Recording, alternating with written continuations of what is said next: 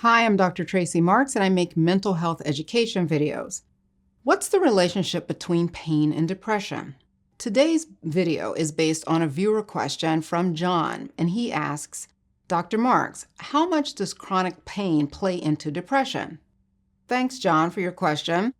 Well, it turns out there's a very close relationship between pain and depression. You can think of it as bi-directional, meaning that each entity influences the other. Pain worsens or can even cause depression, and depression worsens your pain tolerance. This worsening of your pain is not just your perception because you feel down. Depression increases your sensitivity to pain. So it's as though you feel pain more intensely when you're depressed than you would if you weren't depressed. This is related to what we call the somatization of depression, or the tendency to feel depression in your body. Depression can affect you physically, even if you don't have a pain problem. When you get depressed, you can be more sensitive to body sensations and experience them in a negative way.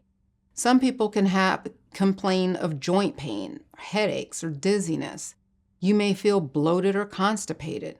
It's not because depression makes you constipated, but when you're depressed, you can neglect your fluid intake and then have slower moving bowels.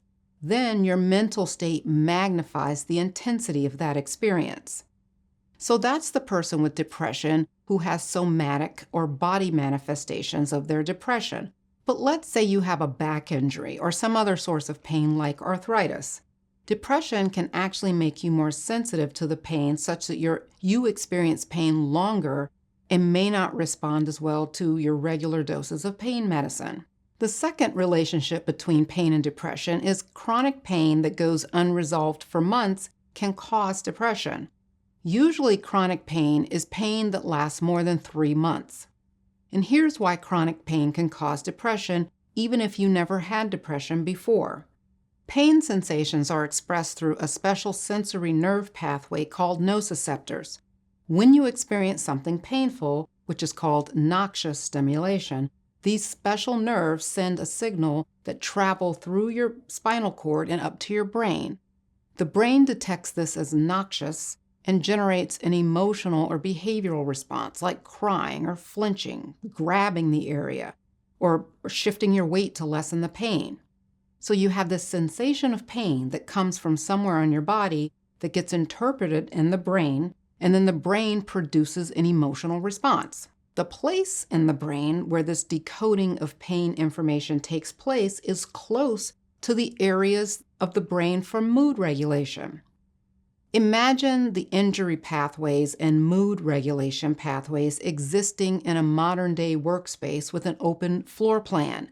It's easy for what's going on in the injury area to spill over to the mood area and vice versa. So what kind of information would cross over between the two areas that would make one affect the other? Good question. A proposed process for this involves neuroplasticity. Neuroplasticity is defined as the ability of the brain to form and reorganize synaptic connections, especially in response to learning, experience, or following an injury. In general, tighter connections between the individual nerve cells promotes better communication between the cells so they can process important signals faster and more precisely. You can think of pain and depression as injury states. Injury states are associated with looser connections and poorer communications between the cells, since some of the pain nerves sit adjacent to the nerves involved in depression. If pain triggers a reorganization of the cells and loosens those connections, the depression nerve's connections are affected as well. If you go back to the open office analogy, if an earthquake hits the pain office, the whole floor is wrecked and everyone suffers. So that's 2 ways depression and pain are related. 1, depression can lower your pain sensitivity, making you experience the pain more intensely and not respond as well to pain management. 2, chronic pain can cause depression we think anyway, by altering the connections between the nerves that regulate your mood. This is a very simplified explanation. For more juicy details, you can read the references in the description. Also, keep in mind, not everyone with chronic pain develops major depressive illness. It can make you feel low and discouraged, but depression is more than feeling low. So what can you do about this? When you have a combination of pain and depression, you have to use different approaches to treat both. As for non-medication options, there's cognitive behavior therapy that's targeted at pain and depression. The focus is usually on helping you reframe your thoughts around your pain and develop better coping skills to manage the pain. Then there's relaxation training using things like progressive muscle relaxation, mindfulness, and yoga.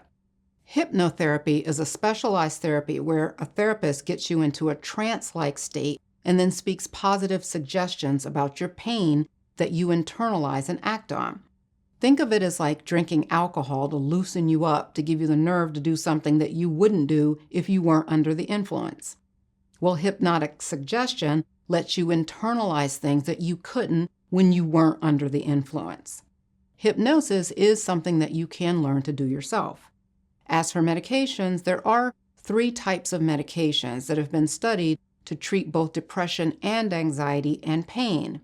And these are the serotonin norepinephrine reuptake inhibitors like duloxetine and venlafaxine, the tricyclic antidepressants like amitriptyline, and some anticonvulsant mood stabilizers like lamotrigine.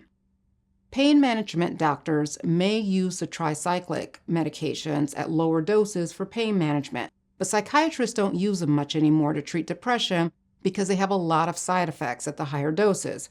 So be careful if you're already on an antidepressant and you get prescribed a tricyclic on top of that for pain.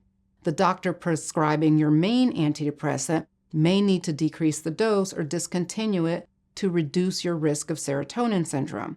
I talk about serotonin syndrome and how to recognize it in this video. That's it. Thanks for watching. See you next time.